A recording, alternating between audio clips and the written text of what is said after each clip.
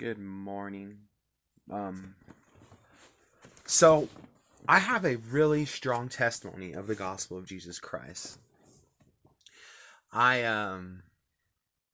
as you could possibly might be able to tell, my picture's in the background.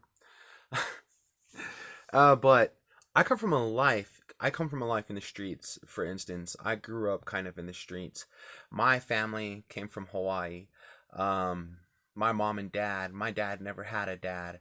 He was born without one. Never knew who it was till he was 43. He's 54 now. His mom died in ninth grade. My my my mom's dad abused her when she was younger, and left when he was 12.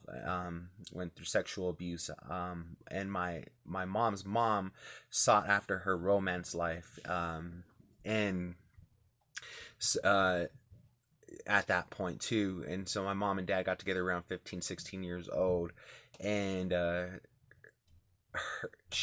grandpa told him that, who was a temple president for like 20 years in the Laie temple back in the 70s or 80s, 70s, 80s, and that he couldn't marry her. He was kind of the patriarch in her life at that point, unless he got baptized in the church. Now his grandpas and those guys were from Samoa, and they were chiefs. And well, his grandpa was a chief, one of them for sure. That before they were chiefs there, and became baptized in early like 1900s or maybe even late 1800s into the church. So he had it in his family to be a person in the church. He just, because he didn't have the dad and that thing happened with his mom, there was a little not a gap there where he wasn't getting the testimony across, but he ended up back in the fold, so fortunate for that. But they had kids. I was three kids before they left Hawaii.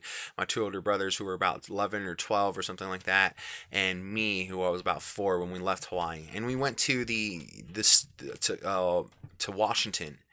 And my brothers, being brown, I guess, and being surrounded by brown people in Hawaii, well, my brother's white like me, one of them, but one of them's like brown. But being surrounded by people like that, the only people they could fit into was people like that in Washington. The only people like that were people who were Mexican and like black people. And unfortunately, at that point in time, somehow, some way, the only type of lifestyles that were coming across that people from those races that they were able to fit into, especially because we were in a poor neighborhood to start off with, coming out of Hawaii, were people who were like in gangs and stuff.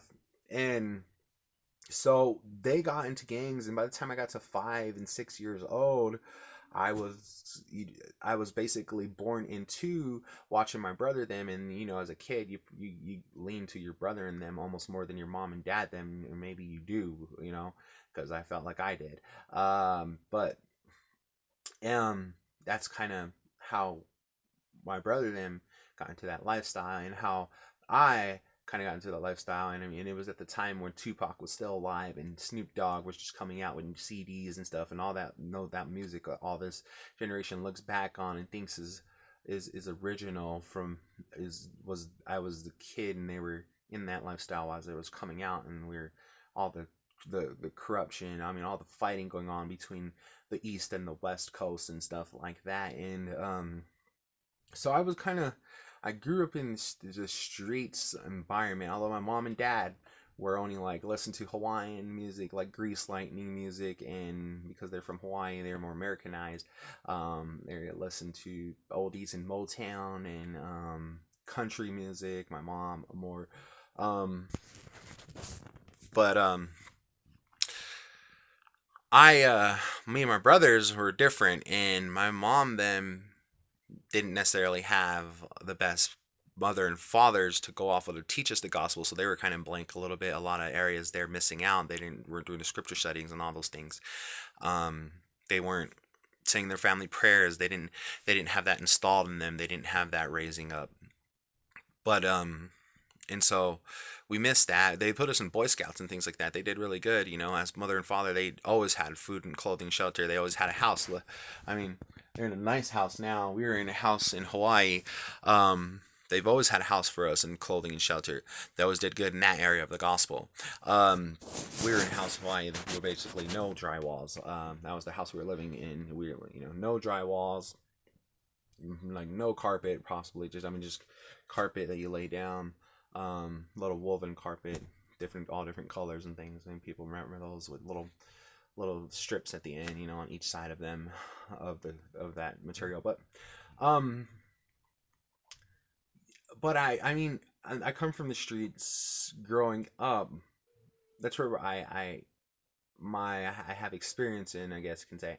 And coming from there, we are people who know the truth in to a certain degree, and we know it's a bad life. A lot of us, you know, and we accept. What it gets to is we accept our consequences back in there for things that happen, and the bad things that happen and occur. Um, but we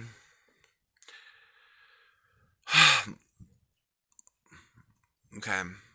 How do I say this?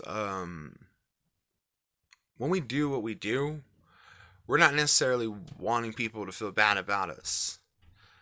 Um, we know the truth and we do it anyways. We do the bad things anyways. And I got off the streets though when I was at the end of 11th grade, but I know that that was my mind state in junior high and elementary and parts of high school. And but let's say it's supposed to be around people suffering from a testimony, lack of a testimony, and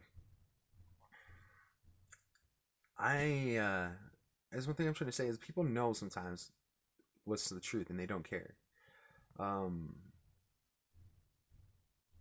but they do things anyways. I think it's almost unproductive use of time to try to feel bad for all those kind of people and whatnot.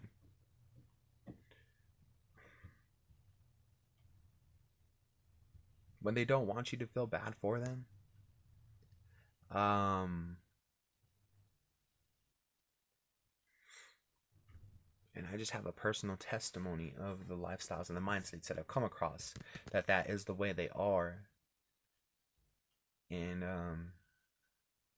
it's just something to know that makes life more easier for me to go by others too, not just even in the streets, but just others who are not in the streets who I could see they're like that too. It's no reason to beat myself up over people who are like that. They want to be like that. And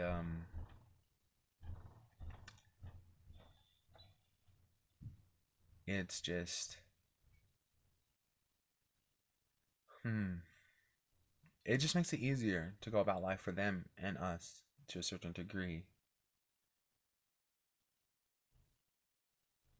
Well, I'm just gonna pause right here because I was gonna say some things and now I forgot what I was gonna say. So I'm just gonna pause right here though. And I'll leave off and maybe I'll come back and pick this up after or later. All right, sorry about